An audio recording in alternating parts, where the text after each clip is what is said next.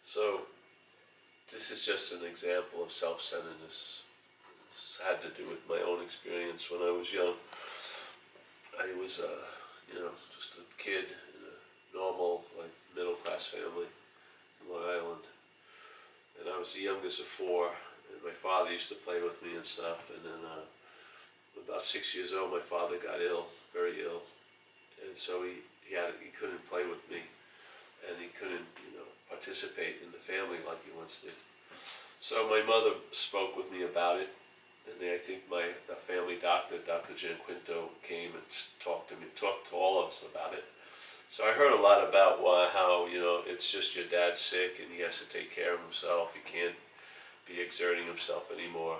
And so I may have nodded my head and said, yeah, I understand, but in a certain point from self-centeredness, the only way I could really hold it was that I must have done something wrong to cause my father not to want to play with me.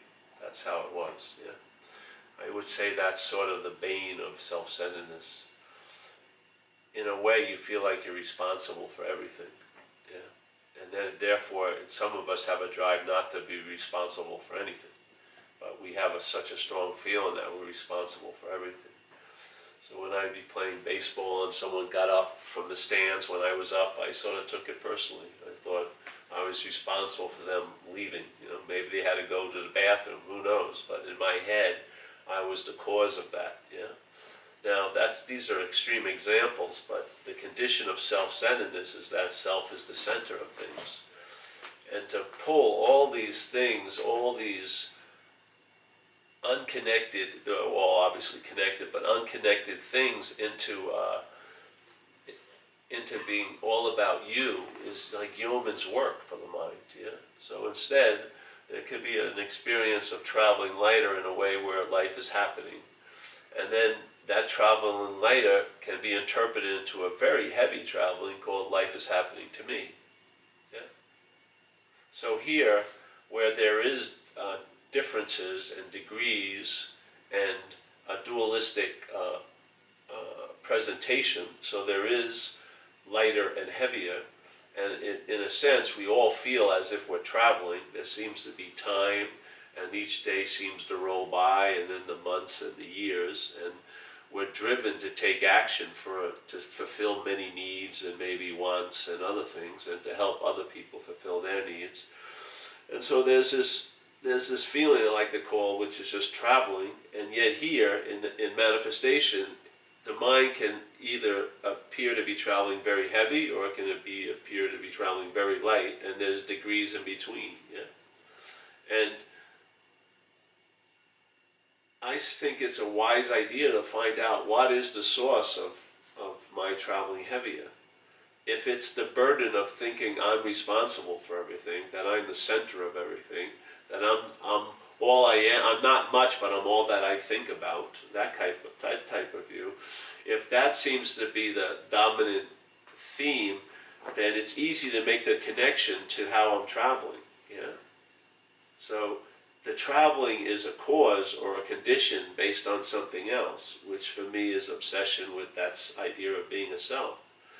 And so when you question the reality of that, and maybe your mind gets a little freedom from living life from that idea of being self, and it gets relief from it, not living from it, then your experience here, though not changing the terrain of your life or the geography of your life, like what's going to happen to you, are you going to get ill or get fired or get married, all of those things, but you will travel lighter over everything. I would say that's an incredible value here, where the possibility of traveling heavy seems so prevalent, yeah?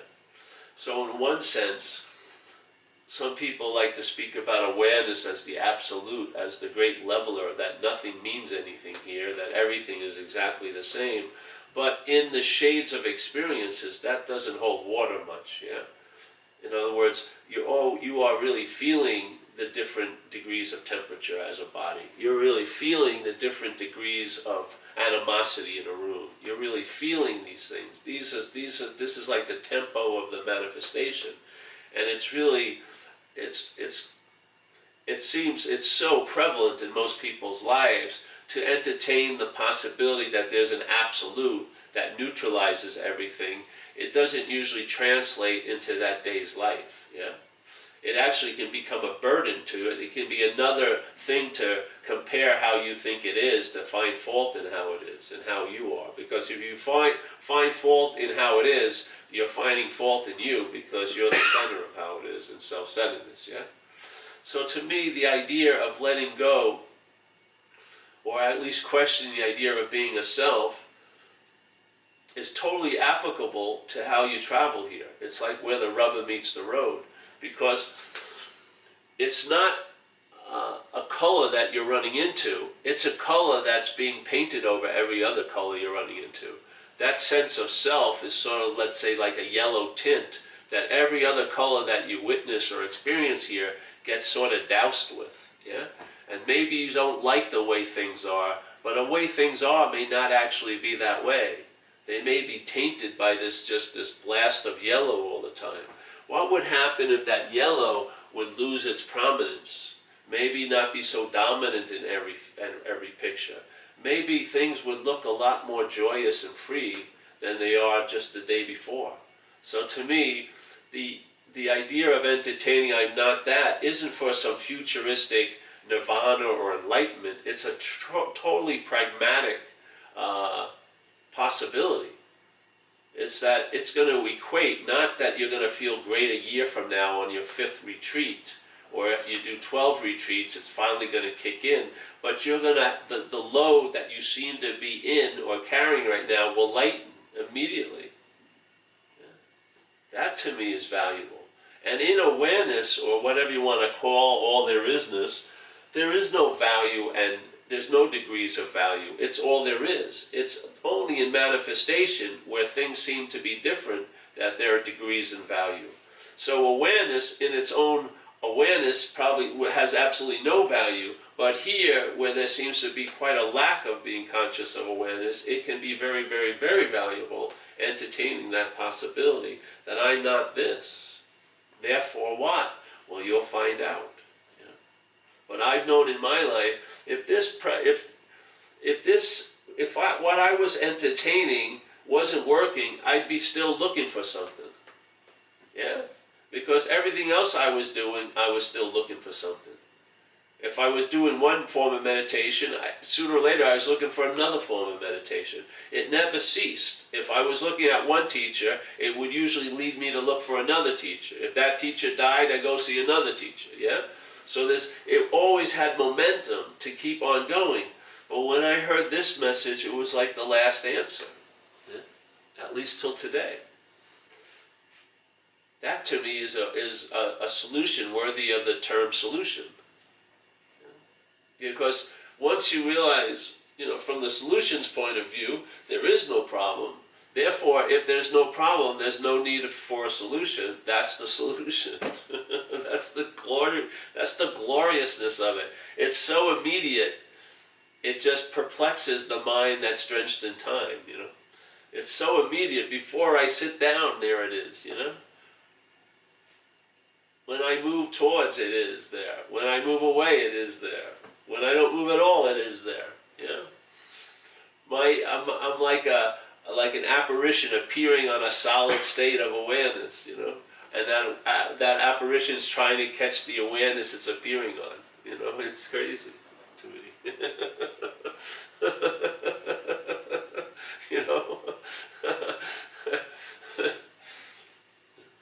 One of the main things about it is guilt. So my idea of it is, okay, if there's a sense of self, and which is the sense of guilt, and let's say you have a feeling, or when you hear someone say, all there is love, and there's a perfectness to everything, and it sounds good, and sometimes it really resonates, and like that, but when you look at your daily experience, it seems quite different than that utopian view, or that idea, The day-to-day moments doesn't really coincide with that as being so, And so when you see the difference between those two, what has played a big role in your mind to sort of cause this difference? I would say you. you as the sense of being a doer. What did I do to make my father not like me? What did I do to separate from this power that's all there is, or God, yeah, and be here? That's how the logic of self-centeredness will always bring the investigation back to. It had something to do with you. That's the inherent guilt. The inherent guilt is of separation. And then some people come, or some downloads occur, that say there's never been a separation. Therefore, there's no need for forgiveness. There's just a recognition, in a sense, how you think things have happened, none of that has ever happened. Yeah? There's no fucking way that you, as the source, could be separate from the source. Yeah? So it's not about forgiveness. It's sort of about, they would call atonement, which is the correction has occurred and stabilized. You don't see yourself as the doer, yeah, and therefore you don't see someone else as a doer. So there's nothing that you need to forgive for them that they have done, because there's nothing that needs to be forgiven that you have done, because neither of you have done anything, in a sense, yeah. But in a case, most of the interpretation is a sense of attempting to throw off the guilt that we feel. Yeah? Because we believe, hey, this demonstrates you being that and me being this, separation is at play. Yeah? Who had something to do with it? In self-centeredness, you will inevitably be found to be the culprit. Sooner or later. You may blame someone else and that, but it always gets to be back to you, because this whole system is centered on self. Yeah? So what would happen if I'm not that self? I'm not beholden to the whole logic of the system that supports it, yeah? I can see, though it sounds great, I can finally see the insanity of it. It's extremely logical, but based on insanity, yeah? When you're not seeing the insanity, when it's talking as you, or yet there's a hearing of it, it can sound incredibly good, yeah? But when you realize it's based on an insane possibility, you start having an immunity to listening to it. Yeah? Then you're hearing it because there's consciousness. You hear it, but you don't listen to it. There's no intent there anymore. Yeah? So, of course, if you're not listening to the thoughts, and they're not a driving force in your life, what is? Find out. Maybe intuition, maybe a sense, maybe whatever. Yeah? But you'll leave one system that's a failed system, and there'll be a reliance on a system that's more workable. And you will be the shower of those effects. Yeah? Your life will show the effects of what your mind's relying on. And you can usually bundle it all up into one statement, a traveling lighter. Yeah? That's what happens. Who wouldn't want that? Who wouldn't want to be relieved from the bondage of self? If they could see it as a bondage, who wouldn't want relief from it? Yeah. If they could recognize the bonding of the idea of being a self and what it affects and seems to cause, it can't cause anything, but it can seem to cause things, yeah? If you had an understanding of what that bondage is in a sense, the influencing agent to, you would probably really be keen on being relieved of that bondage. Yeah. Now, how can you be relieved of a bondage of self as a self? That would just be another form of bondage of self, wouldn't it? But if you're relieved of the bondage of believing that you're a self, that's the freedom from the bondage of self. It's not freedom for a self that's bonded. It's freedom from the bondage of self. It's not freedom for a self that's bonded, yeah, or bound. It's freedom from the bondage of self. The whole sense of being a self is a bonding. It's a bondage, yes? The mind is contracted. It's defined. It's formatted. It's like putting a marathon runner in a closet. It's not going to be happy. It's going to be bored quite a lot. It's going to be seeking relief. But it can't seek relief outside the definition of the system. So it's looking for relief from other things. Yeah. And don't think that spirituality isn't made into things. It is. We go for concepts. So we can't recognize the truth as nothing, so we take the truth as something the mind made. You know? and then we work it to verify it, and then we have a very stable, like, world view that's very comfortable, but there's still a bonding of self. It's like they say, a gold chain and an iron chain still facilitates a bondage. Yeah? The iron chains may be more recognizable, but they're both doing the same thing. They're bonding the mind to an idea. So that's what self is an idea. Yeah? And the mind's being bonded to that idea, or enslaved to that idea, or defined by that idea. Yeah? That's why you think people have exquisite suffering. It's because of the clarity of the mind. Yeah? The power of the mind, put to that use, can produce exquisite suffering. You can have the most exquisite suffering of a seeming loss, or a desire not fulfilled.